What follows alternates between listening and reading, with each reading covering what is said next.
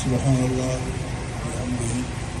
الحمدللہ انتظار جو گھڑیوں پوریوں تھیوں وڈے ٹائم کا ضرور انتظار میں ہوں انشاءاللہ العزیز جوں دلیوں منور تھیندیوں گرجی کرے سونے حبیب کریم علیہ الصلوۃ والسلام جن جی حدیث سونے حبیب کریم علیہ الصلوۃ والسلام جی گال کلام قبلہ مفتی صاحب دامت برکات العالیہ خان ٻुधंदासीं ऐं जेके बि चार कंद वेठा आहियो तवजो सां वेही करे ॿुधंदा इंशाअल्लाह ताला कुझु न कुझु पिराए करे पोइ उथंदासीं। मां बेहद मशहूरु आहियां पंहिंजे दोस्तनि जो जन शहर खोटकी जे मथां हिकिड़ो वॾो एहसान कयो आहे। इल्मी शख्सियत हज़रत क़िबला फ़क़ीहुल असर मुफ्ती मोहम्मद इब्राहिम कादरी साहब दामत बरकातुल आलिया जन खां टाइम वठी करे अहलियान खोटकी खे इल्म खां सैराब कनि था पिया। हे ॿियो प्रोग्राम थी रहियो आहे इंशाअल्लाह अॼु खां बाद में हिन सादात जिलानिया जे अंगण ते बुखारी शरीफ़ जे दर्स जो इफ्तिताह थिए थो। इन खां बाद में मुख़्तलिफ़ मागनि ते दर्स बुखारी खोटकी जी धरती ते थींदो रहंदो। तव्हांजो साथ जेकॾहिं रहियो त ज़रूर तव्हां असां महबूब करीम अलैहिस्सलातु वस्सलाम जी हदीस खां फ़ैज़याब थींदासीं। हाणे बिला ताख़ीर साईंजन खे असां अर्ज़ु रखंदासीं असांखे दर्स हदीस ॿुधाईंदा।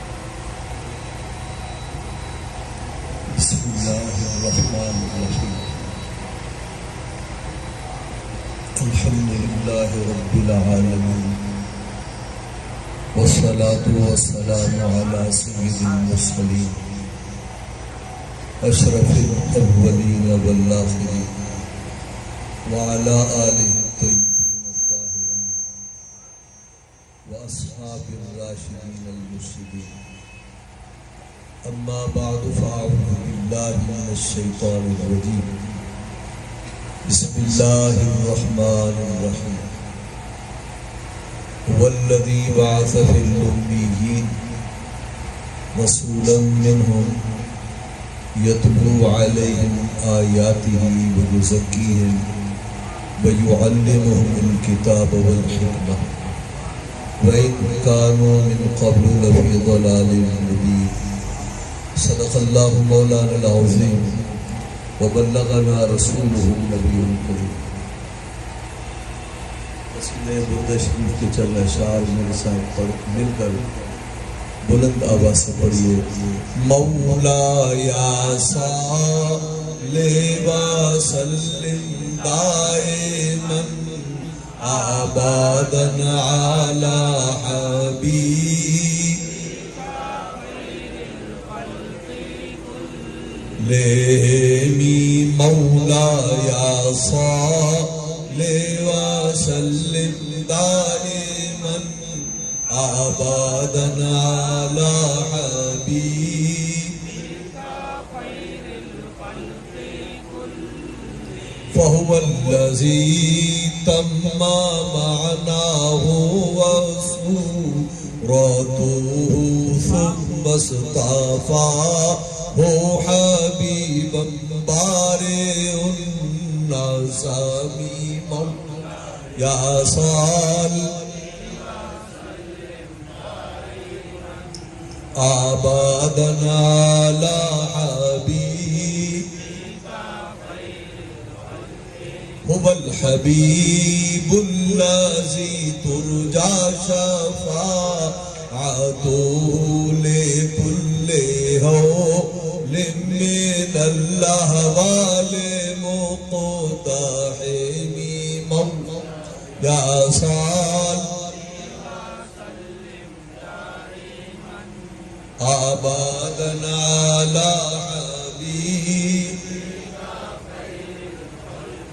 فمبلغ العلم فيه أنه بشر وأنه خير خلق الله كلهم يا صال آبادا على حبيبك اللهم صل على سيدنا ومولانا محمد مادر الجود والكرم وآله وبارك وسلم بسم الله الرحمن الرحيم باب كيف كان بدء الوحي إلى رسول الله صلى الله تعالى عليه وسلم وقول الله عز وجل إنا أوحينا إليك كما أوحينا إلى نوح والنبيين من بعده حدثنا الحميدي قال حدثنا سفيان قال حدثنا يحيى بن سعيد الأنصاري قال أخبرني محمد بن إبراهيم التيمي إنه سمع علقمة بن وقاص الليثي يقول سمعت عمر بن الخطاب رضي الله تعالى عنه على المنبر سمعت رسول الله صلى الله عليه وسلم يقول إنما الأعمال بالنيات وإنما لامرئ ما نوى فمن كانت هجرته إلى دنيا يصيبها أو إلى امرأة ينكحها فهجرته إلى ما هاجر إليه صدق رسول الله صلى الله عليه وسلم. حضرت پیر طریقت رہبر شریعت سید ضمیر حسین شاہ صاحب جیلانی دامت برکاتہ العالیہ عزیز محترم استاد العلماء مفتی میاں جمیل احمد صاحب رضوی زید مجدہم حضرات سادات کرام علماء کرام حفاظ کرام میرے سامنے بیٹھے ہوئے انتہائی معزز مکرم بھائیوں دوستوں جیسا کہ آپ کے علم میں ہے کوٹکی میں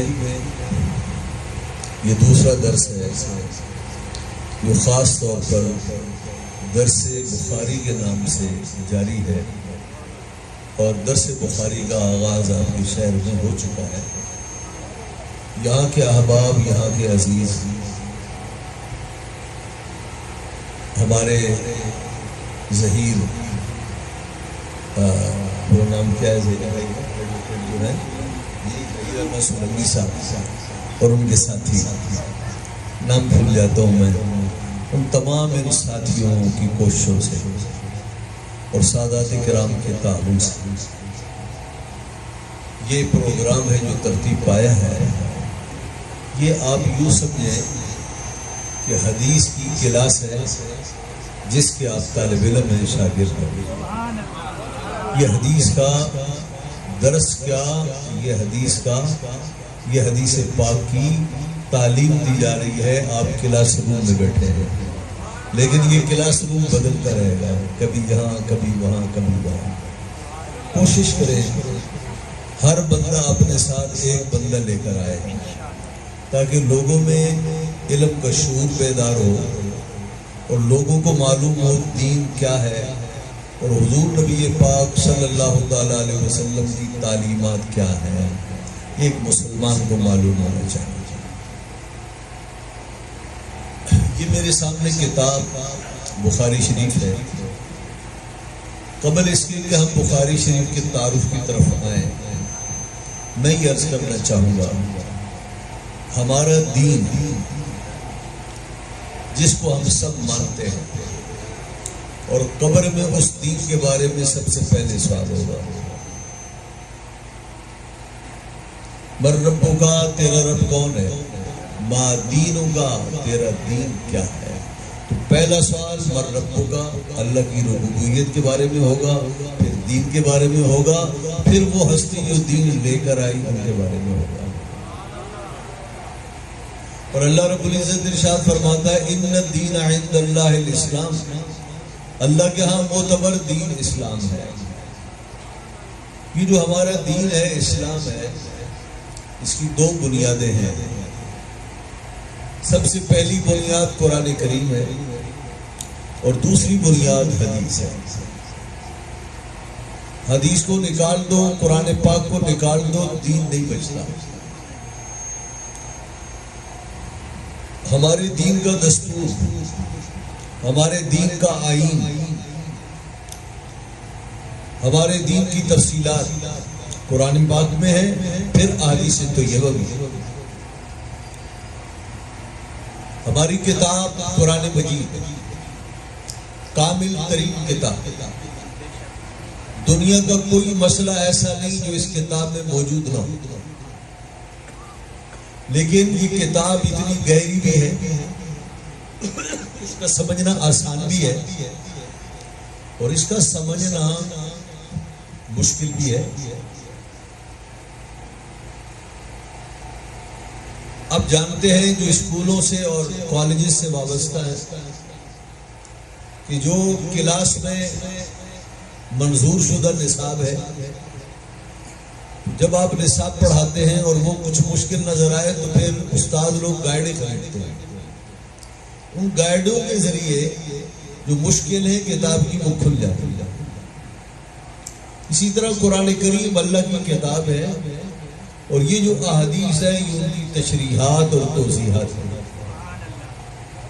ان کو ملا کر پڑھا جائے قرآن کریم کو تو قرآن کریم آسانی سے سمجھ میں آتا ہے، ورنہ احادیث طیبہ کے بغیر اور ان کی مدد کے بغیر قرآن کریم سمجھ میں نہیں آتا، اور ایک عام آدمی احادیث طیبہ سے بے نیاز اور باغی ہو کر قرآن مجید کو سمجھنے کی کوشش کرے گا تو گمراہ ہو جائے گا۔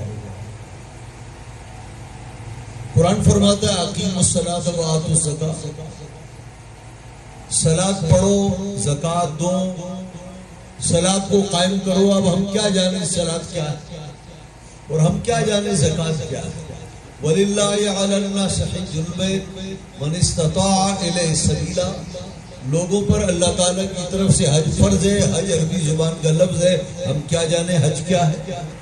قرآن کریم کھولا اور ہم نے نکالا کہ ذرا یہ تو دیکھو صلاۃ اور نماز کے بارے میں قرآن کریم نے کیا ہدایت دی، تو پتہ چلا قرآن کریم پڑھنے پر زور تو دیتا ہے لیکن اس کی تفصیل نہیں بتا رہا۔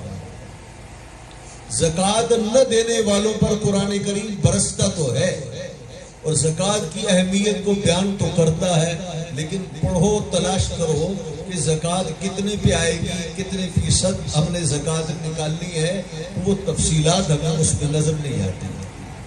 حج کا ذکر تو قرآن کریم میں ملتا ہے، اور جو حج نہ کرے قرآن کریم اس پر برستا نظر تو آتا ہے، لیکن حج کی تفصیلات قرآن مجید بیان نہیں فرما رہا۔ تو پھر ہم حج کو کہاں سے سمجھیں، ہم صلاۃ کو کہاں سے سمجھیں، نماز کو، زکوٰۃ کو کہاں سے سمجھیں؟ تو نبی پاک صلی اللہ علیہ وسلم نے فرمایا صلو کما رأیتمونی اصلی، نماز ایسے پڑھو جیسے مجھے پڑھتا دیکھو، اور فرمایا خذوا عنی مناسککم، حج کے طریقے تو مجھ سے سیکھو۔ تو قرآن کریم کے سمجھنے میں ہم حدیث کے محتاج ہیں اور ہم احادیث طیبہ سے دین کے معاملے میں بے نیاز نہیں ہو سکتے۔ اس لیے آج جو ہمارا دین ہے اس کی اساس اور بنیاد قرآن بھی ہے اور سنت یعنی احادیث طیبہ بھی ہے۔ ہمارے ملک پاکستان کے ایک بڑے عظیم محقق عالم تھے غزالی زمان علامہ احمد سید کاظمی رحمہ اللہ، وہ ایک دفعہ فرما رہے تھے، حجیت حدیث پر تقریر فرما رہے تھے کہ ہم قرآن مجید کو بغیر حدیث کے سمجھ نہیں سکتے، اور قرآن بغیر حدیث کے سمجھ میں نہیں آتا۔ تو خود ہی سوال قائم کیا کہ اس کا مطلب تو پھر یہ ہوا کہ قرآن کریم حدیث کا محتاج ہو گیا، اللہ کا کلام انسان کے کلام کا محتاج ہو گیا، اور اللہ کا کلام حدیثوں کا محتاج ہو گیا۔ تو یہ بات تو بڑی زیادتی کی ہے کہ اللہ کا کلام حدیث کا محتاج ہو جائے۔ تو انہوں نے فرمایا یہ مت کہو کہ کہ قرآن حدیث کا محتاج ہو گیا. یوں کہو کہ ہم قرآن مجید سمجھنے میں ہم حدیث کے محتاج ہیں. ہمیں قرآن مجید خود قرآن حدیث کا محتاج نہیں، بلکہ قرآن کریم کو ماننے والے قرآن کریم کو سمجھ نہیں سکتے جب تک کہ احادیث طیبہ کی رہنمائی بیچ میں موجود ہو. قرآن مجید بغیر حدیث کی سمجھ میں نہیں آتا. میں نے آپ سے ایک بات اس کی ایک مثال سمجھائی. اب اس کی ایک اور مثال میں عرض کرتا ہوں. وہ یہ ہے، ایک اور مثال میں عرض کرتا ہوں، اور وہ مثال یہ ہے، مثال کے طور پر آپ اطمینان سے بیٹھ، آرام سے بیٹھ. دیکھیں اس کی ایک مثال یہ ہے، قرآن مجید بغیر حدیث کے سمجھ میں نہیں آتا اور اچھوں کو سمجھ میں نہیں آتا. آج کل ایک بیماری ہے ہمارے ہاں ملک پاکستان میں، بلکہ پوری دنیا میں، کہ بھائی میں نے تفسیروں کا مطالعہ کیا ہے، اب میں اتنا بڑا عالم ہو گیا ہوں کہ میں خود اس کی تفسیر لکھ سکتا ہوں، یا مجھے عربی آتی ہے، میں عرب کا رہنے والا ہوں اور مجھے عربیت پر بڑا عبور ہے، قرآن مجید اور حدیث سمجھنا میرے لیے کیا مشکل ہے. توجہ ہے حضرات، یہ ایک بیماری ہے ہمارے یہاں. مجھے یہ بتائیے، ہمارے اسکول میں جو سندھی پڑھائی جاتی ہے، سندھی کا ماہر آدمی کیا اس کورس کی کتاب کو استاد کے پاس پڑھے بغیر سمجھ سکتا ہے؟ کیا شاہ جو رسالوں بھی سندھی میں ہے یا نہیں ہے؟ کیا آپ شاہ جو رسالے کو سمجھ سکتے ہیں بغیر استاد؟ سندھی ہماری مادری زبان ہے، لیکن شاہ جو رسالوں سمجھنے کے لیے صرف سندھی آنا کافی نہیں ہے، بلکہ اور بھی بہت چیزیں ہیں جو ضروری ہیں. ایسی آپ دیکھیے، سرائکی زبان کے ایک بہت بڑے شاعر ہیں خواجہ غلام فرید رحمۃ اللہ علیہ. ان کا جو کلام سرائکی میں ہے بہت زبردست ہے. ہر سرائکی خواجہ غلام فرید کا کلام نہیں سمجھ. حضرت مولانا روم کی مثنوی شریف ہے، ہر فارسی دان مثنوی مولانا روم کو نہیں سمجھ سکتا. تو اسی طرح سمجھ لیجئے، ہر عربی دان قرآن و حدیث کو بغیر استاد کے پڑھے نہیں سمجھ سکتا. کیا صحابہ کرام علیہم رضوان جن کے درمیان میں قرآن کریم نازل ہوا، بتائیے صحابہ کرام کی زبان کون سی تھی؟ عربی تھی. وہ پٹھان، پختون، پنجابی، اردو، سندھی تو نہیں تھے نا، وہ سب کے سب عربی دان لوگ تھے. اور ہم لوگوں سے کہیں بدر جہاں وہ عربی کے ماہر تھے. عربی ان کی زبان تھی. وہ خالص عرب لوگ تھے. وہ شعر و شاعری کو بھی سمجھتے تھے. وہ اتنے ماہر تھے کہ بیٹھے بیٹھے قصیدے آپ کو لکھ کر دیتے. عرب کے یہ ماہرین لوگ جن میں قرآن کریم اترا، جب تک کہ پیغمبر اسلام صلی اللہ تعالیٰ علیہ وسلم نے انہیں قرآن کریم پڑھایا اور سکھایا نہیں، عرب کے وہ لوگ بھی قرآن کریم سمجھنے سے قاصر تھے. حضرت سیدنا فاروق اعظم کی کتنی بڑی شان ہے. حضور فرماتے ہیں صلی اللہ علیہ وسلم، ہر امت میں کوئی نہ کوئی محدث ہوا ہے جس کے دل پر اللہ باتیں ڈالتا ہے. فرمایا میری امت میں اگر کوئی محدث ہے تو عمر ہے. تو عمر کا جو دل ہے وہ اللہ کے قبضے میں ہے، اور جو عمر ہے اس کے دل پر اللہ الہام فرماتا ہے. اس کے بعد پھر تو حضرت عمر کو قرآن کریم کسی سے نہیں پڑھنا چاہیے، لیکن فرماتے ہیں میں نے 10 سال نبی پاک صلی اللہ علیہ وسلم سے باقاعدہ شاگردی اختیار کر کے میں نے حضور سے قرآن مجید کی تفسیر پڑھی. اور ان 10 برسوں میں کتنی تفسیر پڑھی؟ فرمایا صرف سورہ بقرہ ختم کی، صرف سورہ بقرہ ختم. تو ہم تو سورہ بقرہ ایک دن میں پڑھ لیتے، حضرت عمر نے مکمل کرنے میں 10 سال خرچ کیے، تو بتائیے حضور نے ان کی سینے میں کیا قرآن کریم کی برکتیں، قرآن کریم کے نقطے ڈالے ہوں گے، اور وہ کیا موتی ہوں گے قرآن کریم کے جو حضرت عمر نے اپنے سینے اور اپنے دامن میں سمیٹ۔ ہماری ماں ام المومنین عائشہ صدیقہ کتنی بڑی عالمہ اور فاضلہ، 9 سال تک حضور کے گھر میں رہے،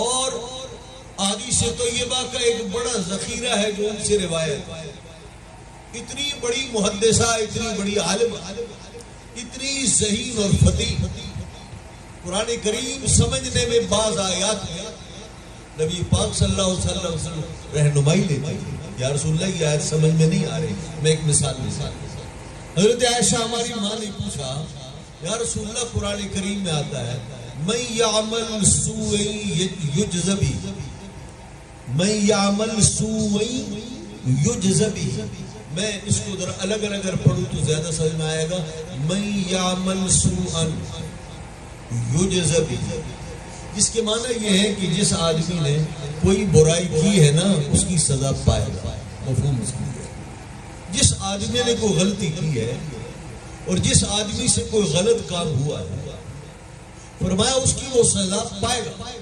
ہماری ماں نے یہ آیت پڑھی تو اٹک گئی، حضور نبی پاک صلی اللہ علیہ وسلم سے پوچھا، یا رسول اللہ ہم میں سے کون وہ آدمی ہے جس سے چھوٹی موٹی غلطی نہ ہو جائے، ہم تو انسان ہیں، انسانوں سے غلطیاں ہوتی ہیں، اور اللہ رب العزت فرماتا ہے جس نے کوئی بھی قصور کیا، جرم کیا، گناہ کیا، غلطی کی تو اللہ فرماتا ہے وہ سزا پائے گا۔ تو یا رسول اللہ اللہ اتنا بڑا رحمان ہے، رحیم ہے، ماں باپ سے بڑھ کر مہربان ہے، ہر بات پر سزا ملے، جزا ملے، یہ اللہ کی رحمت سے بعید ہے، یا رسول اللہ ایسے کام کیسے چلے؟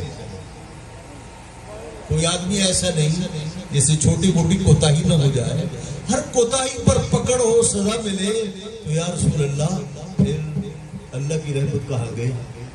مفہوم یہ تھا۔ تو نبی پاک صلی اللہ علیہ وسلم نے کس طرح اس آیت کو حل کیا؟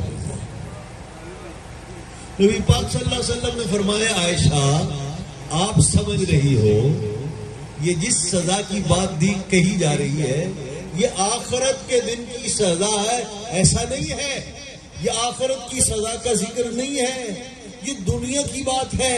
اگر کسی آدمی سے چھوٹی موٹی زندگی میں غلطیاں ہو جائیں تو اللہ رب العزت فرماتا ہے پھر ہم اسے نزلہ دیتے ہیں، زکام دیتے ہیں، بخار دیتے ہیں، چھوٹی موٹی تکلیفیں آتی ہیں اور غلطیوں کی سزا دنیا میں مل جاتی ہے، پھر بندہ خدا کی بارگاہ میں گناہوں سے پاک صاف ہو کر پہنچتا ہے۔ اللہ یہ فرق ہے۔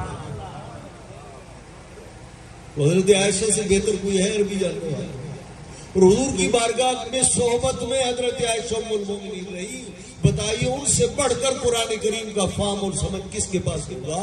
لیکن اس کے باوجود بعض آیات میں جب تک کہ نبی پاک کی رہنمائی نہ ہو ہماری ماں بھی اس قرآن کریم کی بعض آیات کو نہیں سمجھ پاتی، تو بتائیے پھر ہماری کیا حیثیت ہے؟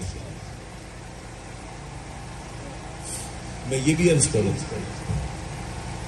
حدیث پڑھنے والوں کے لیے اور حدیث سننے والوں کا نبی پاک صلی اللہ علیہ وسلم نے دعائیں دی ہیں، دعائیں فرمایا نضر اللہ عبدا سمع مقالتی فحفظها ووعاها وأداها، نضر اللہ عبدا سمع مقالتی فحفظها ووعاها وأداها، فرمایا کہ اللہ اس شخص کو سب رکھے، اللہ رب العزت ایسے شخص کو تر و تازہ رکھے، اللہ ایسے شخص کو مسرور رکھے، اللہ ایسے بندے کو خوش رکھے جس نے میری بات سنی۔ جو حضور کی باتیں ہیں نا ہم سننے کے لیے بیٹھے، فرمایا کہ اللہ اس شخص کو تر و تازہ رکھے، کبھی غم اس کے پاس نہ آئے، اللہ اسے خوش رکھے جس نے میری بات کو سنا، وحفظها اسے یاد کر لیا، ووعاها، پھر اسے بار بار یاد رکھا تاکہ بھولے نہیں، ثم اداها، پھر میری امت تک اس سنی ہوئی بات کو آگے پہنچائے بھی.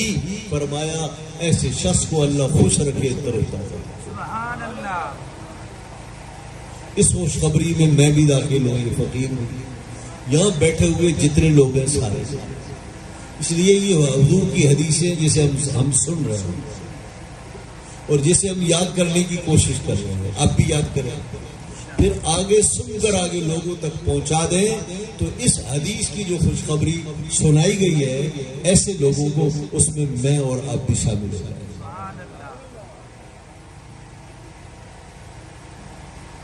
اور نبی پاک صلی اللہ علیہ وسلم نے فرمایا من یرد اللہ بی خیرا یفقہہ فی الدین وانما انا قاسم واللہ یعطی. نبی پاک صلی اللہ علیہ وسلم نے ارشاد فرمایا اللہ جس شخص کے ساتھ بھلائی کا ارادہ کرتا ہے سو دین کی سمجھ عطا فرماتا ہے. سبحان اللہ. اور فرمایا میں تقسیم کرنے والا ہوں، اللہ دینے والا ہے. اللہ دیتا ہے میں بانٹتا ہوں، اور اللہ جو جو دیتا ہے میں وہ سب کچھ بانٹتا ہوں. اور نبی پاک صلی اللہ علیہ وسلم نے فرمایا نبی پاک صلی اللہ علیہ وسلم نے فرمایا کہ اللہ نے مجھے زمین کی خزانوں کی چابیاں عطا فرمائی.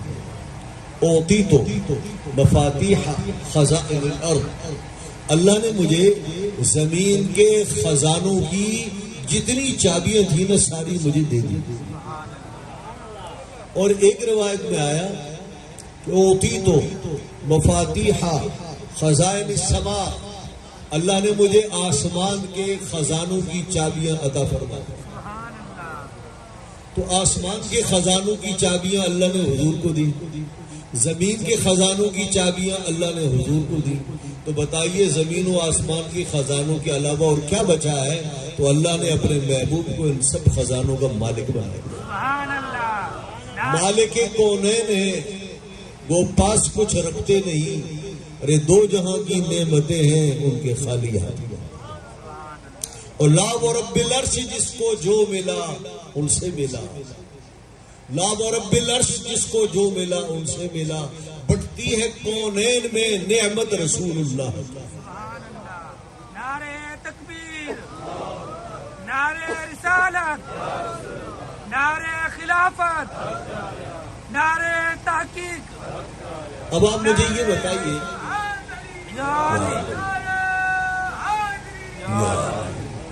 حضرات محترم، یہ فرمائیے زمین کے خزانوں کی چابیاں اللہ نے اپنے محبوب کو دی، آسمان کے خزانوں کی چابیاں اللہ نے اپنے محبوب کو دی. تو پھر بتائیے اس ہستی سے مانگنا چاہیے یا نہیں چاہیے جس کے پاس دنیا کے خزانے ہوں، زمین کے خزانے ہوں، جس کے پاس آسمانوں کے خزانے ہوں؟ بتائیے اسی سے مانگیں گے یا کسی اور بندے سے مانگیں گے؟ اسی سے مانگیں گے، اس لیے کہ اللہ نے اسے زمین و آسمان کا بادشاہ بنایا.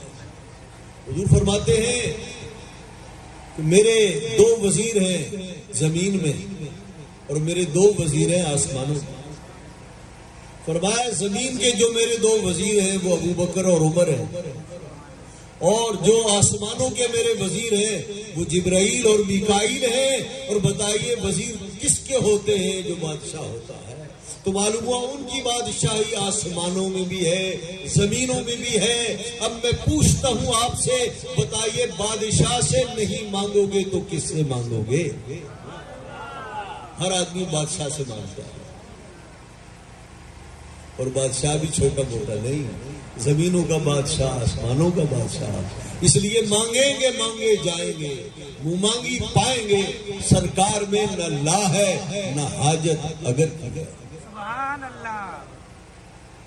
تو میں یہ عرض کر رہا تھا حدیث سے ایک سوال یہ کیا جاتا ہے کہ نبی پاک صلی اللہ علیہ وسلم کے زمانے اقدس میں تو یہ حدیث بخاری ترمذی کوئی بھی نہیں، یہ کتابیں تھیں. حضور نبی پاک صلی اللہ علیہ وسلم کے عہد مبارک میں، زمانہ مبارک میں بخاری مسلم سیاستہ حدیث کی کوئی کتاب موجود نہیں تھی. حدیث کہاں سے آ گئی؟ تو اس کا ایک جواب تو یہ ہے کہ اگر آپ کا یہ سوال ہے کہ حضور کے زمانے میں کوئی باقاعدہ کتاب نہیں تھی تو نبی پاک صلی اللہ علیہ وسلم کے دور مبارک میں قرآن مجید بھی کتابی شکل میں نہیں تھا. سمجھ رہے ہیں آپ بات؟ قرآن مجید بھی کتابی شکل میں نہیں تھا. قرآن کریم کتابی شکل میں آیا نبی پاک صلی اللہ علیہ وسلم کے وصال کے بعد. نبی پاک صلی اللہ تعالیٰ علیہ وسلم کے جانشین امیر المومنین سیدنا ابوبکر صدیق رضی اللہ عنہ کے زمانے میں آیا. پھر حضرت عثمان غنی کے زمانے میں اس کی تدوین ہوئی. تو جیسے قرآن مجید بطور کتاب حضور کے زمانے میں نہیں تھا، اس کی سچائی میں کوئی شک نہیں، ایسی ہی اگر حضور کے زمانے میں یہ کتابیں نہ ہوں اور بعد میں اللہ کے وہ نیک بندے تقوی، طہارت اور اللہ کے ڈر کے ساتھ ان کتابوں کو جمع کریں تو ایک ہی بات ہے. قرآن کریم بھی تو بعد میں جمع ہوا، حدیث بھی بعد میں جمع ہوئی. اگر کوئی کہے قرآن کریم نبی پاک صلی اللہ علیہ وسلم کے زمانے میں لکھا جاتا تھا تو میں عرض کروں گا احادیث بھی حضور کے زمانے میں لکھی جاتی ہے. صرف فرق یہ ہے کہ قرآن کریم نبی پاک صلی اللہ علیہ وسلم پر جو سورت آیت نازل ہوتی تھی، سید عالم صلی اللہ علیہ وسلم کسی کو بلاتے فرماتے یہ آیات مجھ پر نازل ہوئی ہیں، یہ فلاں سورت کی آیتیں ہیں، اس کو فلاں سورت کے بعد اسے لکھ لو. حضور لکھواتے تھے. اور جو احادیث طیبہ تھی نبی پاک صلی اللہ علیہ وسلم کے صحابہ کرام بہت سے تھے جو حضور سید عالم صلی اللہ علیہ وسلم سے سن کر بطور خود اپنے کے احادیث طیبہ کو لکھ لیتے تھے. بہت سے صحابہ کرام کی کتابیں، بہت سی صحابہ کرام کے رجسٹر ہیں، بہت سے صحابہ کرام علیہ رضوان نے حدیثی مواد نبی پاک صلی اللہ علیہ وسلم کے زمانے میں لکھتے تھے اور باقاعدہ پھر کتابی شکل میں ان کے پاس وہ حدیث کی کتابیں ہوتی. حضرت ابو ہریرہ فرماتے ہم دو ساتھی نبی پاک صلی اللہ علیہ وسلم کی باتیں بہت توجہ سے سنتے تھے. ایک ابو ہریرہ اور فرمایا میرے ساتھی عبداللہ ابن عمرو ابن عاص. فرمایا ہم دونوں حضور کی مجلس میں بیٹھتے تھے. فرمایا فرق یہ تھا میں سنتا تھا صرف، لکھتا نہیں تھا. اور حضرت عبداللہ ابن عمرو ابن عاص حضور کی ہر بات کو لکھتے تھے. تمہیں کیا کہنا چاہ رہا ہوں؟ قرآن کریم اگر نبی پاک صلی اللہ علیہ وسلم کے عہد مبارک میں حضور کی نگرانی میں لکھا جاتا تھا، حضور کی احادیث بھی صحابہ کرام علیہ رضوان لکھتے تھے. تو حضرت عبداللہ ابن عمرو ابن عاص حضور کی باتیں لکھتے تھے. کون کون سی باتیں لکھتے تھے؟ ہر بات لکھتے تھے. حضور جلال میں ہوتے وہ بھی لکھتے، حضور خوشطبی فرماتے وہ بھی لکھتے. نبی پاک صلی اللہ علیہ وسلم کسی سے خوش ہو کر کوئی جملہ ارشاد فرماتے وہ بھی لکھتے، کوئی چیز چھوڑتے. ایک دن انہیں کسی نے تانا دیا، انہوں نے کہا تم حضور کی ہر بات کو لکھتے ہو. ہر آدمی کی ہر بات تو نہیں لکھی جاتی، اس لیے کہ کوئی آدمی کتنا بھی بڑا کیوں نہ ہو، کبھی وہ غصے میں ہوتا ہے، کبھی نارمل حالت میں ہوتا ہے، کبھی خوشطبی کر رہا ہوتا ہے. ہر آدمی کی ہر بات لکھی تو نہیں جاتی. تم حضور کی ہر بات لکھتے ہو. یہ پریشان ہو گئے کہ اگر یہ ٹھیک کہہ رہا ہے تو اب تک جتنا میں نے لکھا ہے اس کا کیا ہوگا. تو یہ پریشانی کی عالم میں نبی پاک صلی اللہ علیہ وسلم کی خدمت میں آئے اور آ کر عرض کیا یا رسول اللہ. حضور نے فرمایا کیا وجہ؟ تم پریشان نظر آتے. عرض کیا یا رسول اللہ قریش کے بعض لوگوں نے کہا تو حضور کی ہر بات کو لکھتے ہو، حضور کی ہر بندے کی ہر بات تو لکھنے کی نہیں ہوتی. میں اس لیے پریشان ہوں یا رسول اللہ جو اب تک میں نے لکھا ہے اس کو کیا ہوگا. تو نبی پاک صلی اللہ علیہ وسلم نے جلال میں آ کر اپنی زبان مبارک کی طرف اشارہ کیا. اب نے فرمایا وہ ذات پاک جس نے مجھے برحق رسول بنا کر بھیجا، اس زبان سے حق کے علاوہ کبھی کچھ نہیں نکلا. اکتب میری زبان سے نکلا ہوا ہر جملہ لکھا گیا. سبحان اللہ ہر جملہ لکھا جاتا ہے. اس لیے کہ ہمارے آقا اور مولا صلی اللہ علیہ وسلم، اگر آپ کسی حالت میں بیٹھے ہو، حق بات زبان سے نکلے گی، خوش طبی فرمائیں گے حق بات نکلے گی، جلال میں آئیں گے حق بات نکلے گی. اس لیے کہ زبان کی شان یہ ہے کہ وما ينطق عن الهوى ان هو الا وحی یوحی. اس زبان سے خواہش سے کوئی بات نہیں نکلتی، ہر بات وحی الہی. سبحان اللہ سبحان اکتب، ہر بات لکھنی. اب ہمارے بہت سے علماء نے سو سمجھایا ہے کہ نبی پاک صلی اللہ علیہ وسلم جب بھی کوئی بات کی آپ نے حق کی بات کہی اور آپ کی زبان سے ناحق کبھی کوئی جملہ نہیں کہا.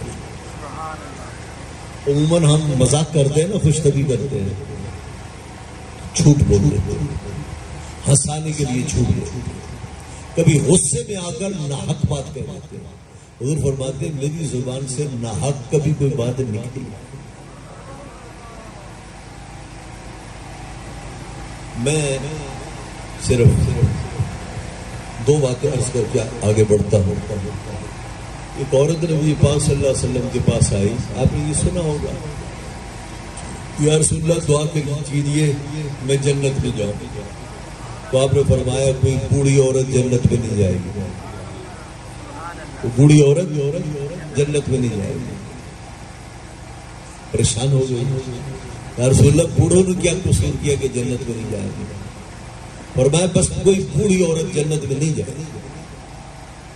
جب وہ نہیں سمجھی، پریشان ہوئی، تو نبی پاک صلی اللہ علیہ وسلم نے فرمایا آپ جنت میں جاؤ گی بوڑھی ہو کر نہیں، جوان ہو کر جاؤ. سبحان اللہ سبحان اللہ. اب جنت میں جاؤ گی لیکن بوڑھی ہو کر نہیں جاؤ گی، جوان ہو کر جاؤ گی. بتائیے خوش طبی کی اور حق زبان سے حق کے سوا کچھ نہیں ہو سکتا. ایک اور صحابہ عرض کیا رسول اللہ میں سفر کر رہا تھا، میرا اونٹ مر گیا یا اونٹ چھوٹ گیا، غائب ہو گیا، گم ہو گیا، مجھے سفر پہ جانا ہے، میرا سفر ہے، میں حضور کی خدمت میں اونٹ لینے کے لیے آیا. کیا لینے آیا ہوں؟ اونٹ لینے. تو یا رسول اللہ مجھے اونٹ دیجیے. آپ نے فرمایا اونٹ کا بچہ مل سکتا ہے. کیا؟ اونٹ کا بچہ مل سکتا ہے. عرض کیا یا رسول اللہ میں بچے کے کیا کروں گا؟ میں نے سوار ہونا ہے، اس پر سامان لادنا ہے، مجھے تو اونٹ چاہیے. آپ نے فرمایا دیکھو بھائی لینا ہے تو اونٹ کا بچہ لے لو. اس نے جب زیادہ وہ بات کی، بحث کی، تو نبی پاک صلی اللہ علیہ وسلم مسکرا دیے. آپ نے فرمایا بھائی اونٹ لے جاؤ، اور ہر اونٹ کا بچہ ہی تو ہوتا ہے. سبحان اللہ. ہر اونٹ کا بچہ تو ہوتا ہے. تو بتائیے آپ نے ہنسایا بھی، خوش طبی بھی فرمائی، لیکن بتائیے یہ خوش طبی حق سے ہٹ کر ہے، مبنی پر حق ہے. تو اس لیے اس زبان سے جو جملہ نکلا پر حق نکلا، تو میں جلال میں آ جاؤں تو بھی حق زبان سے نکلتا ہے، خوش طبی فرماؤں تو بھی، اور نارمل حالت میں ہوں تو.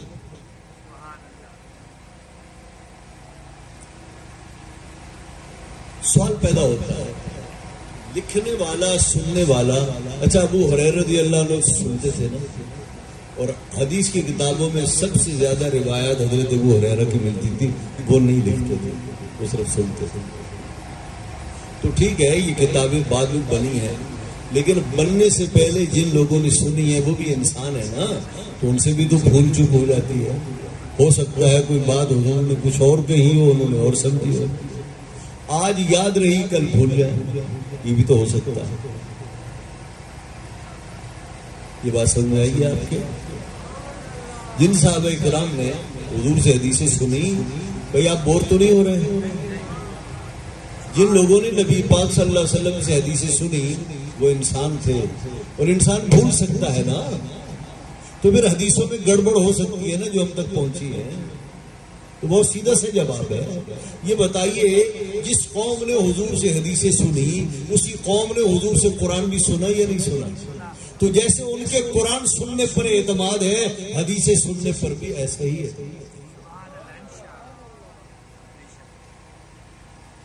میرے رب کی شان دیکھو یار. اللہ نے ہر زمانے میں اپنی خاص قدرت سے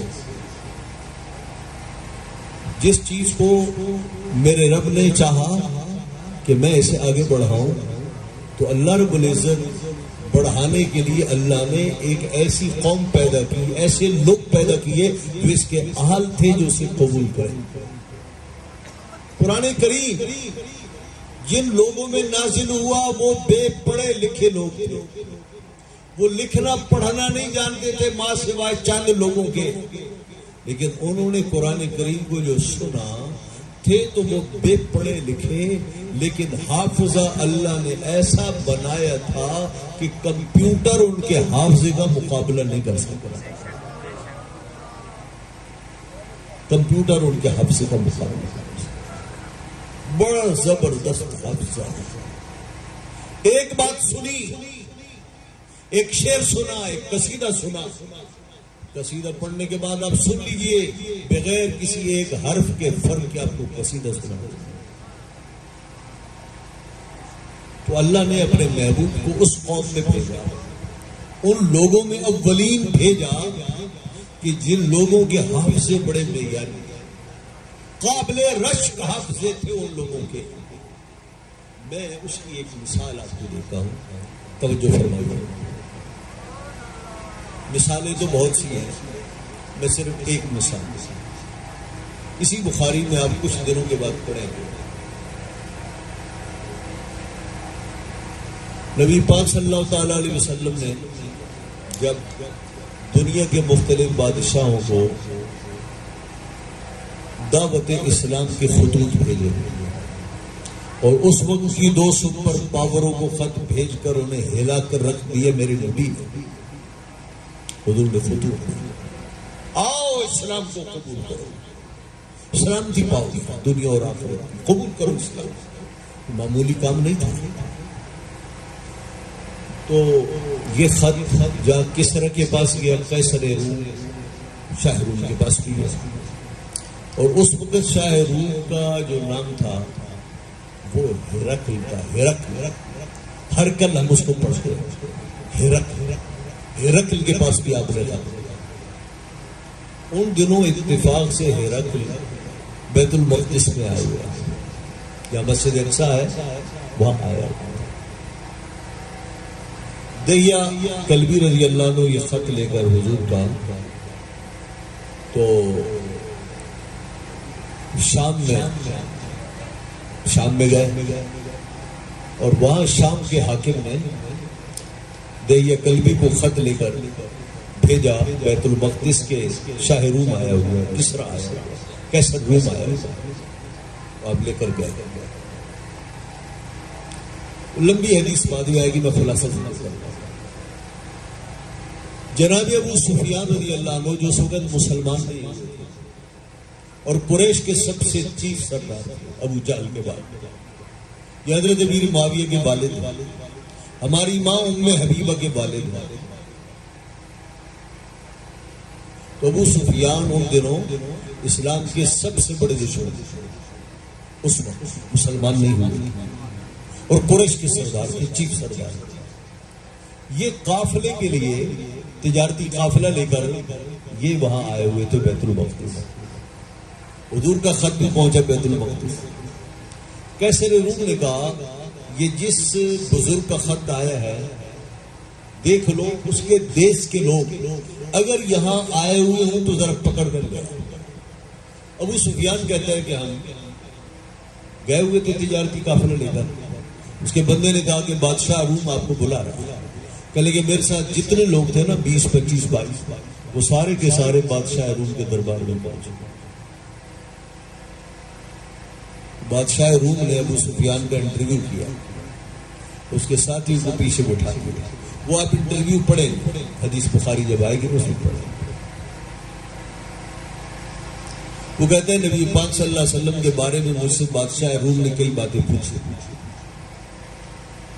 اور چونکہ اس نے پہرے بٹھا دیے تھے کہ یہ جھوٹ بولے تو بتانا. تو اس نے کہا میں نے چند جگہ ڈنڈی مارنا چاہیے لیکن یہ جو میرے پیچھے جاسوس بیٹھے ہوئے تھے ان کے ڈر کی وجہ سے میں ڈنڈی نہیں مار سکا. کہنے کہ پھر حضور کا جو خط آیا تھا نا جو دہی قلبی کے ذریعے کس کو بادشاہ روم کو آیا تھا, تو حضرت ابو سفیان کہتے ہیں حضور نے جو خط لکھا تھا اس خط کا پورا مضمون ابو سفیان نے پڑھ کر سنایا کہ اس خط میں یہ لکھا ہوا تھا. دیکھ لیں ان کے حافظی کتنے مضبوط ہیں. میں نے بخاری شریف پتہ نہیں کتنے سالوں سے پڑھا رہا ہوں, وہ خط مجھے ابھی تک یاد نہیں. بس ابتدائی کچھ الفاظ یاد ہیں. من محمد ابن عبداللہ ابن رسول الى ہرقل عظیم الروم سلام علی من اتبع الہدی اسلم تسلم. بس یاد تک نہیں یاد. جتنا پڑھا ہے تقریباً 2 حصے اور آگے خط ہے. تو یہ ابو سفیان نے جب مسلمان ہوا, ابو سفیان جب مسلمان ہوئے فتح مکہ کے بعد, تو انہوں نے حضور کے چچا کے بیٹے عبداللہ ابن عباس کو وہ خط سنایا کہ اس خط میں یہ لکھا ہے. وہ خط یہاں بھی ہے, بخاری میں بھی ہے. وہ خط جب آئے گا تو آپ پڑھ کر میں سناؤں گا. تو جو میں کہنا چاہ رہا ہوں ابھی میں نے وہ بات کہی نہیں. اتنی بات آپ نے سمجھ لی, اتنی بات تو سمجھ لی نا آپ نے. ابو سفیان کہتا ہے حضور نے صلی اللہ علیہ وسلم نے جو خط لکھا وہ خط یہ تھا. اب آپ ایسا کریں کہ وہ خطوط جو نبی پاک صلی اللہ علیہ وسلم نے کیسر و کسرا کو بھیجے تھے ان میں سے بہت سے خطوط آج بھی استنبول کی ایڈیٹوریم میں موجود ہے, ترکی میں موجود ہے. اور کیسر کے نام پر جو خط لکھا وہ بھی, مقوقس مصر کے نام پر خط لکھا وہ بھی, بادشاہ بحرین کے نام پر خط لکھا وہ بھی. یہ سارے خطوط محفوظ ہیں اور ان کی فوٹو اسٹیٹ کر کے دنیا میں پھیلا دی گئی. وہ ایک فوٹو اسٹیٹ میرے گھر میں بھی آیا اور لوگوں نے پھر اس کو سجایا, بڑے بڑے وہ اس کے بنائے, تغرے بنائے. تو وہ تغرہ میرے یہاں بھی تھا. جب وہ آیا تو میں نے بخاری شریف لے کر اس سے ملانا چاہا, اس لیے کہ وہ جو خط ہے, وہ جو لکھا ہوا ہے, وہ ابو سفیان نے بیان نہیں کیا. ابو سفیان نے جو خط بیان کیا وہ تو یہاں لکھا, اور وہ جو خط میں نے پڑھا اور آپ پڑھیں گے وہ تو اصلی خط ہے جو نبی پاک صلی اللہ علیہ وسلم نے لکھا. ملا کر دیکھ لیجئے, میں چیلنج سے کہتا ہوں ایک حرف اور نقطے کا فرق محسوس نہیں کرے. ابو سفیان اس وقت مسلمان نہیں تھا اور مسلمان ہوا اس کے بعد, اور یہ بات ہے ہجری 7 کی جو حضور نے خط لکھے, اور ابو سفیان جا کر مسلمان ہوا ہجری 10 میں. 3 سال کے بعد مسلمان ہوا. ارے 3 گھنٹے کی بات ہم بھول جاتے ہیں, یہاں تو 3 برس گزر گئے. اور عبداللہ ابن عباس کو جانے کب انہوں نے بیان کیا. اب آپ غور سے سنیے, ابو سفیان مسلمان نہیں تھا, 3 سال کے بعد مسلمان ہوا, اور جانے پھر کتنے عرصے کے بعد حضرت عبداللہ ابن عباس کو اس نے پڑھ کر سنایا. اب دیکھو خط پڑھ کر سنایا ہرقل نے, اسے سنا ابو سفیان نے, ابو سفیان سے سنا عبداللہ ابن عباس نے, اور پھر عبداللہ ابن عباس سے سنا ان کے اور شاگرد نے, پھر اور شاگرد نے, پھر اور شاگرد نے, پھر اور شاگرد نے, پھر امام بخاری نے, پھر امام بخاری نے یہاں لکھا. تو حضرت ابو سفیان سے لے کر امام بخاری تک فرض کیجئے 10 آدمی ہیں, وہ 10 کے 10 بندے ایک ہی زبان بولے, ایک حرف کا فرق نہیں لا سکتے. تو آپ سمجھ گئے کہ اللہ نے جن ہیروں میں یہ قرآن و حدیث بھیجا ان کے حافظے کتنے مضبوط تھے, اور صرف وہ نہیں ان کے قریب کے زمانے تک کے لوگوں کے حافظے لاجواب تھے. اس لیے اللہ نے ان کے لاجواب حافظے اس لیے بنائے تاکہ یہ پیغام جو اس کے محبوب کا ہے اور قرآن کریم جو اس نے اپنے محبوب کے سینے پر نازل کیا, یہ جو کا تو امت تک پہنچتا ہے. یہ وہ ورثہ ہے جو صحابہ کے ذریعے، محدثین کرام کے ذریعے، اہل اللہ کے ذریعے، اولیاء اللہ کے ذریعے، محدثین کرام کے ذریعے، اہل تقوی و طہارت کے ذریعے یہ ذخیرہ ہمیں ملا، یہ خزانہ ہمیں ملا ہے. یہ ہماری خوش قسمتی ہے. تو یہاں تک کیا بات آ گئی؟ حدیث کی ضرورت ہمیں کیا ہے، اور حدیث پاک محفوظ سینوں سے، محفوظ زبانوں سے، محفوظ ہاتھوں سے اس امت کو ملے. اور قدرت خدا کی دیکھو یار، جب تک کہ کتابوں کی ضرورت نہیں پڑی تھی، اللہ نے حافظ کمپیوٹر سے بڑھ کر عطا فرمائے. جب کتابیں بن گئی قوم کا حافظہ پھر کمزور ہو گیا، اس لیے کہ کام پورا ہو گیا، دین کا کام پورا ہو گیا. اب حافظ جیسے بھی ہیں، یاد نہیں ہے تو کتاب کھول کے پڑھ لو، معلوم ہو جائے کہ کتاب میں کیا لکھا ہوگا. اب یہ جو بزرگ ہیں جنہوں نے یہ بخاری شریف کو جمع کیا ہے، جس کو ہم صحیح بخاری کہتے ہیں، کیا کہتے ہیں؟ صحیح بخاری. صحیح بخاری اس کو بخاری اس لیے کہتے ہیں کہ جس بزرگ نے ان حدیثوں کو جمع کیا ہے وہ بخاری کے رہنے والے تھے. امام محمد ابن اسماعیل بخاری. اس کتاب کا پورا نام تو اور ہے، لیکن اس کو شارٹ کٹ نام دیتے ہیں بخاری شریف. اس کا نام اور ہے، اس کا نام تھوڑا سا لمبا ہے، اور اس کا پورا نام ہے المسند الجامع المسند الصحیح المختصر من امور رسول اللہ صلی اللہ علیہ وسلم وسننہ وایامہ. یہ پورا نام ہے، اور یہ پورا نام استاد حدیث بخاری پڑھانے والے کو بھی پوری طرح یاد نہیں رہتا، بس دنیا میں مشہور ہے بخاری شریف. یہ بخاری شریف کے نام سے مشہور ہے، اصل پورا نام ہم نے آپ کو پڑھ کر سنا. یہ امام بخاری کب کے بزرگ ہیں، کیا شخصیت ہے یہ بھی سن لیجیے. اس بخاری کا مقام کتاب اللہ کے بعد سب سے صحیح ترین کتاب بخاری اور مسلم ہے، اور بخاری اور مسلم میں جمہور امت کا مسلک یہ ہے کہ سب سے صحیح تر کتاب بخاری شریف ہے. سب سے پہلا نمبر صحت میں قرآن کریم کا، اور اس کے بعد بخاری شریف کا، پھر مسلم شریف کا، پھر اور کتاب. تو جس کتاب کا درس ہم سننے سنانے کے لیے بیٹھے ہیں وہ کتاب اللہ کے بعد سب سے معتبر کتاب، سب سے صحیح کتاب بخاری شریف. اس بخاری شریف کو جس ہستی نے جمع کیا ہے بڑی محنت کے بعد، اس بزرگ کا نام ہے شیخ الاسلام ابو عبداللہ محمد ابن اسماعیل بن ابراہیم بن مغیرہ بن بردسبہ.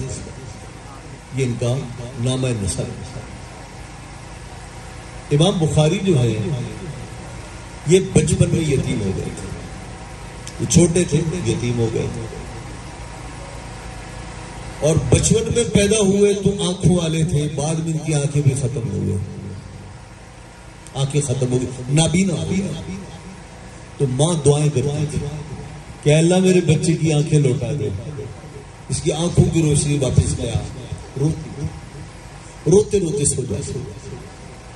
ایک دن جو وہ بچے کے لیے بہت روئی، پریشان ہوئی، روتے روتے سو گئے، تو خواب میں نبی پاک صلی اللہ علیہ وسلم کے جد امجد ابو الانبیاء حضرت ابراہیم خلیل اللہ علیہ السلام کی زیارت ہوئی. تو آپ نے فرمایا کیوں روتی ہے؟ کہا میرا بیٹا نابینا ہو گیا ہے. آپ نے فرمایا گھبرا نہیں، اللہ نے تیرے بیٹے کو آنکھیں لوٹا دی. تو جب ماں اٹھی اور امام بخاری کو اٹھایا تو آنکھیں روشن. امام بخاری فرماتے ہیں حضرت ابراہیم علیہ السلام کی دعا سے اللہ نے میری آنکھوں کو اتنا قوی نور بخشا کہ میں چاند کی روشنی میں لکھتا تھا، پڑھتا تھا. یہ امام بخاری. حضرت امام بخاری جمعے کے دن پیدا ہوئے، جمعے کی نماز کے بعد، اور 10 شوال کی 10 تاریخ، اور سن تھا 194 سن 194 یعنی دوسری صدی کی یہ بزرگ ہیں. دوسری صدی میں پیدا ہوئے, تیسری صدی میں فوت ہوئے اور تیسری صدی میں یہ بخاری شریف لکھی. پیدا ہوئے جمعے کو اور وفات ہوئی ہفتے کو وفات ہوئی نماز عشاء کے قریب, اور اگلے دن عید الفطر کو اور عید کے دن پھر دفن ہوئے زور کے بعد. اور یہ ہجری تھی 256 اور عمر مبارک کی صرف 62 سال, 60 اور 2 62 سال عمر مبارک, اور 62 سال بھی پوری نہیں. بہت بڑا جنازہ ہوا. جب قبر میں ڈالا گیا تو آپ کی قبر خوشبو سے محفوظ تھی. لوگ زیارت کے لیے آتے تھے اور قبر سے خوشبو ایسی آتی تھی جیسے کسی نے کستوری ڈال دی. اور لوگ تبرک کے لیے, برکت کے لیے آپ کی قبر کی مٹی اٹھا کے لے جاتے تھے. خطرہ پیدا ہو گیا کہ ایسا نہ ہو کہ امام بخاری کی قبر کھل نہ جائے.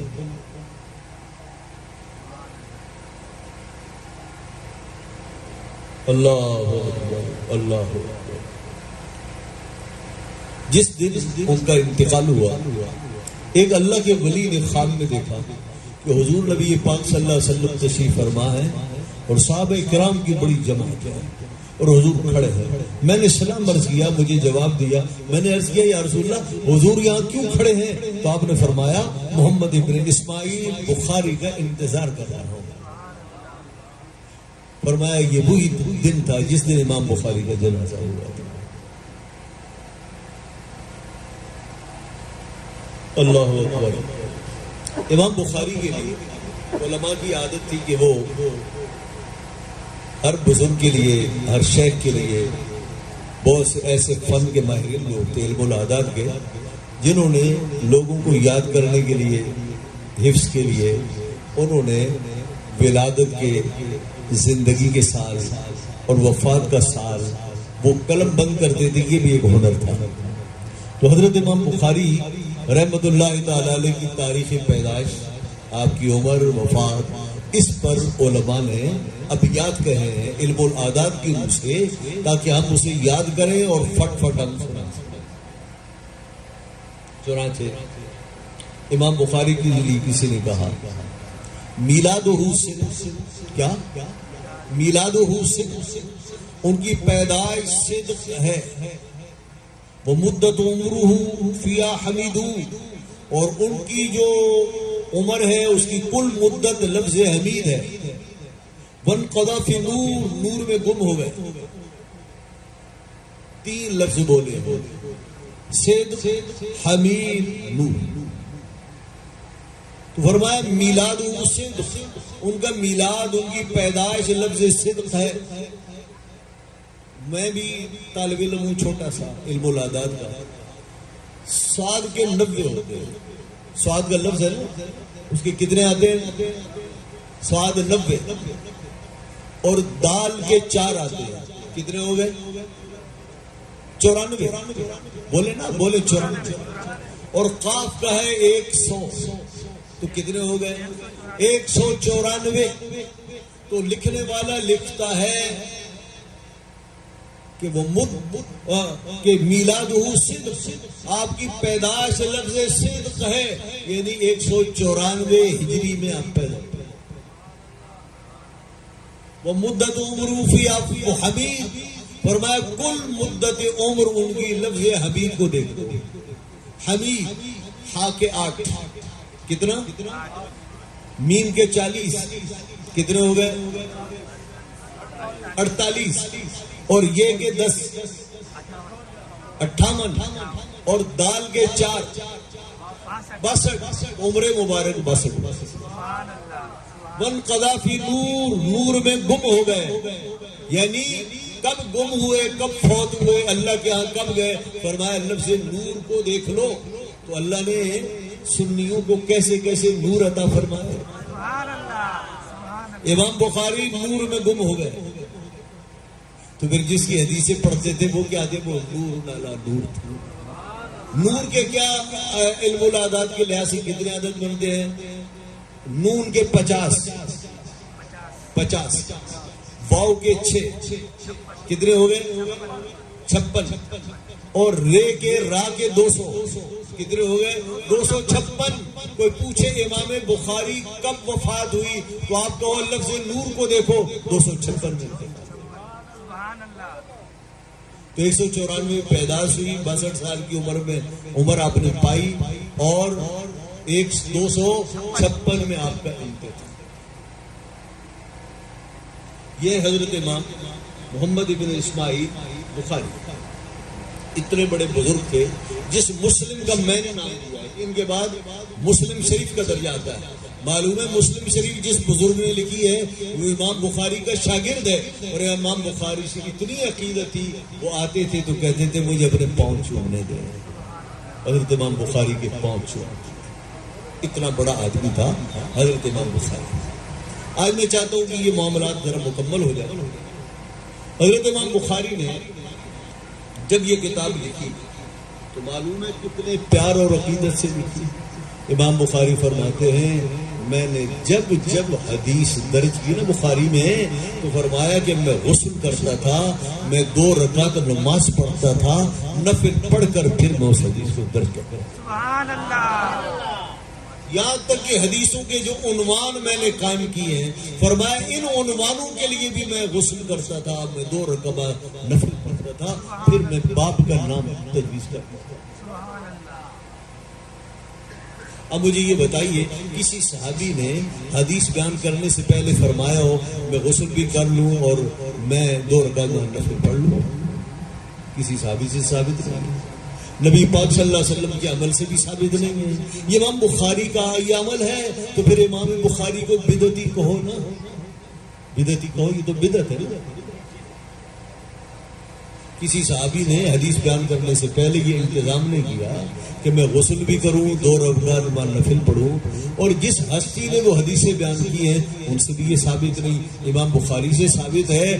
تو اگر حضور کے نے جو چیز نہ کی ہو, صحابہ کرام نے نہ کی ہو, وہ بدعت ہو, تو پھر بتاؤ امام بخاری پر کیا فتویٰ لگاؤ گے؟ تو امام بخاری پر تو فتویٰ نہیں لگاتے نا, پھر سنیوں کو بھی فتوی سے معاف کر دو. ہاں تو حضرت امام بخاری رحمت اللہ تعالی علیہ نے بخاری شریف معلوم ہے کتنے عرصے میں لکھی؟ 16 سال لگ گئے. 16 سال میں آپ نے یہ کتاب مکمل فرمائی. امام بخاری خود فرماتے ہیں یہ مت سمجھو میرے پاس حدیثیں صرف اتنی تھی جو میں نے لکھ دی.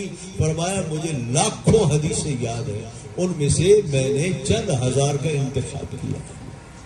اور اس بخاری میں کل کتنی حدیثیں ہیں؟ 7275. کتنی؟ 7275. چونکہ بخاری شریف میں ایک ہی حدیث 6 جگہ 10 جگہ پر موجود ہے, ان مقررات کو نکالو تو بخاری شریف کی کل حدیثیں 4000 ہے. یہ باتیں آپ کو یاد ہونی چاہیے نا, اس لیے کہ آپ بخاری شریف کے اسٹوڈنٹ بن رہے ہیں نا, تو یہ چیزیں ابتدائی یاد ہونی چاہیے. امام بخاری کا نام کیا ہے؟ محمد ابن اسماعیل بخاری. امام بخاری کب پیدا ہوئے, کس سن میں پیدا ہوا؟ 1994 میں. کتنی عمر پائی؟ 62 سال. کب انتقال ہوا؟ 256 میں. کتنی حدیثیں انہوں نے جمع کی؟ 7275. اور مقررات کو نکالو تو کل حدیثیں بنتی ہیں 4000. یہ 2 جلدیں ہیں جن میں 4000 حدیثیں بنتی ہیں.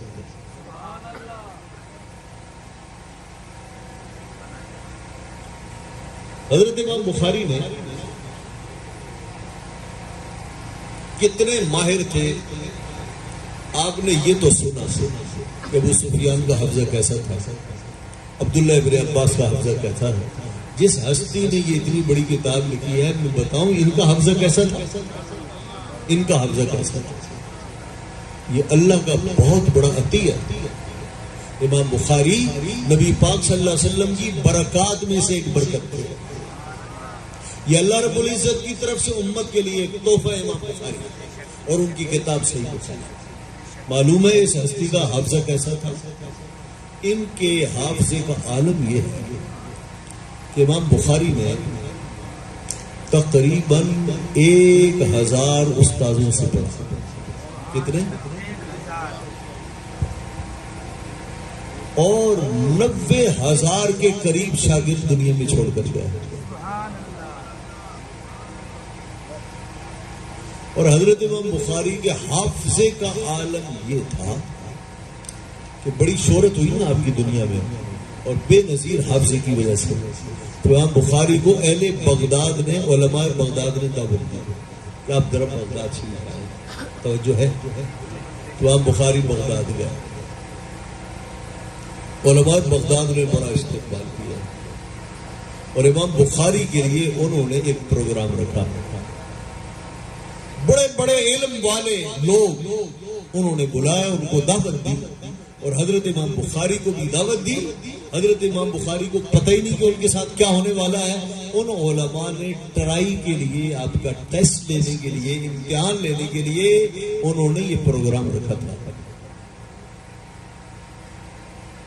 اور 10 عالموں کو تیار کیا. کتنے کو؟ 10 علماء کو تیار. اور 10 علماء سے یہ کہا کہ آپ 10 نے 10 حدیثیں سنانی ہیں. 10 آپ نے سنانی ہے، 10 آپ نے، 10 آپ نے، 10 آپ نے، 10 آپ کو یاد ہے کہ میں نے حدیث پڑھی آپ کو، حدثنا الحمیدی حدثنا فلان فلان فلان فلان. حدیثوں کی جان یہ الفاظ ہوتا ہے، اس کو کہتے ہیں سند.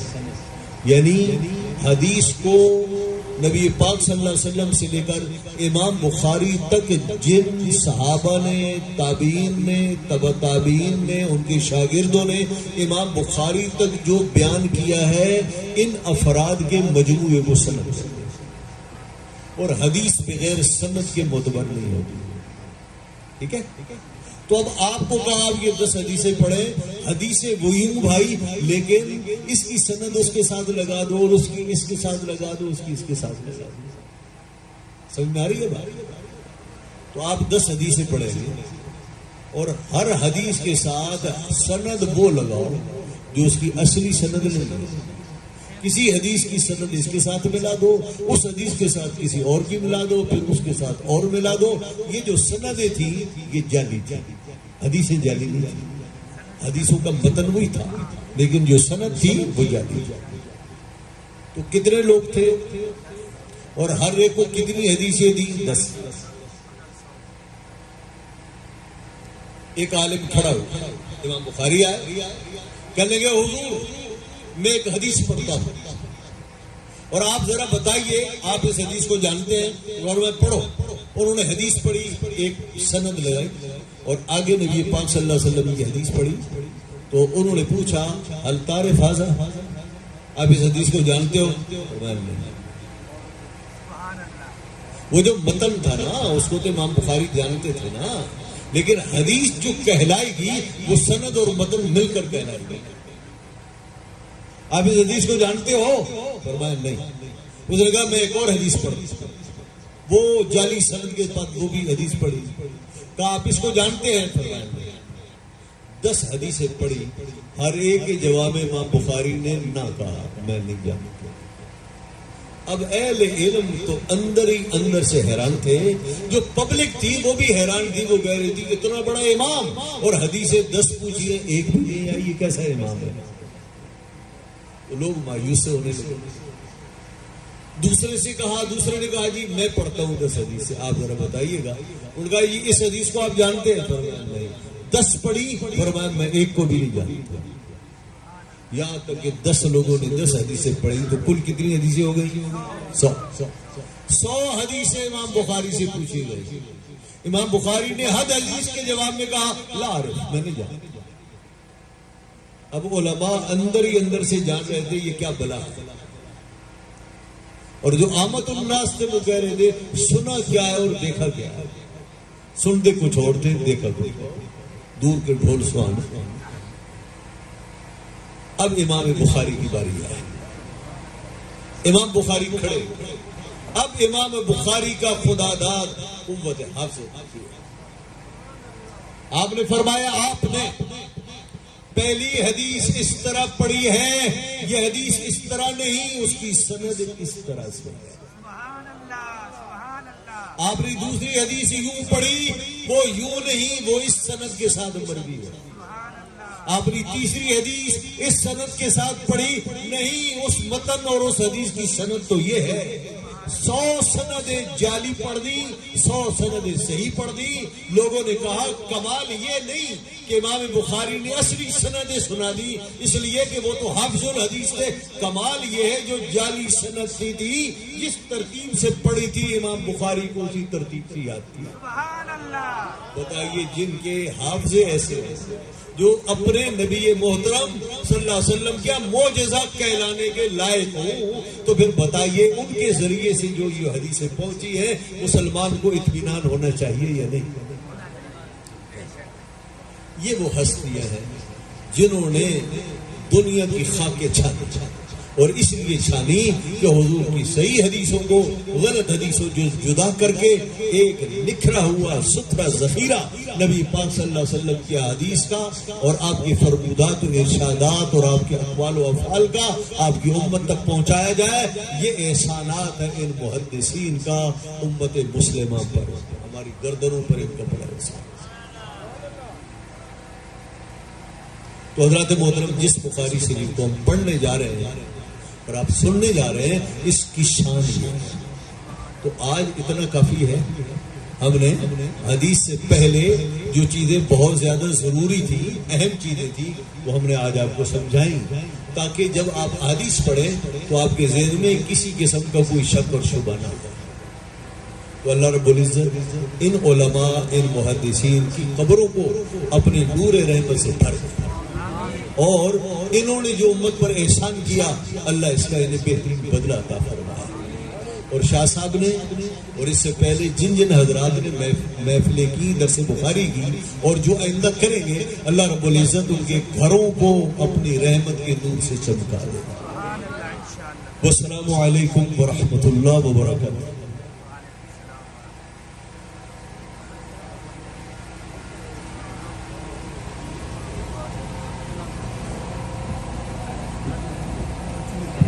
مصطفیٰ جانے رحمت پیرا ہو سلام، شمع بز میں ہدایت پیلا ہو سلام، وہ ہمارے نبی ہم ان کے امتی، وہ ہمارے نبی ہم ان کے امتی، امتی تیری قسمت پیلا ہو سلام، شمع بز میں ہدایت پیلا ہو سلام۔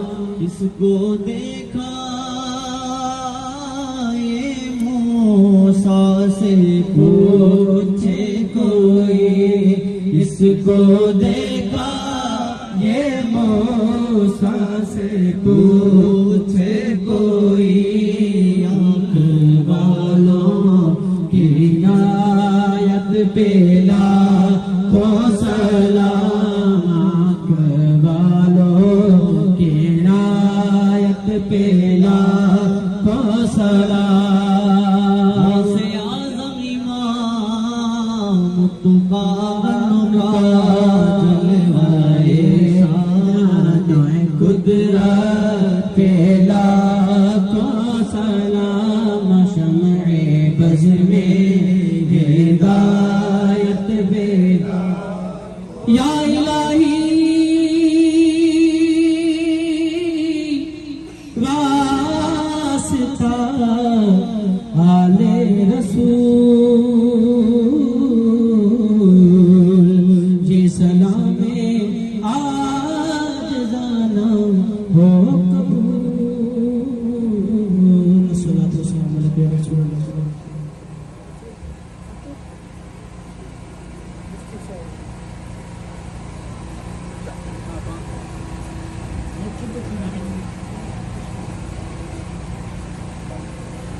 اللهم صل وسلم وبارك على شفيعنا ومولانا محمد محمد وعلى آل سيدنا محمد وأصحاب سيدنا محمد وأهل بيت سيدنا وحبيبنا ونبينا ومولانا محمد وبارك وسلم یا الہی یا الرحمن الرحیم تجھی رضا حاصل کرنے کی نیت سے سونے حضور صلی اللہ تعالی علیہ وآلہ وسلم یہ فرمان حدیث مبارکہ بخاری شریف کی کتاب مجا درس بخاری فرمان رسول صلی اللہ علیہ وآلہ وسلم کے سمجھن کی خواہش تمنا رکھندے درس بخاری جے ہن محفل ہن پروگرام ہن بابرکت درس قرآن درس حدیث کی صورت میں جو سبق سکھایا ویو یہ خالق کائنات ان سبق کے پڑھن ان سبق کے بدھن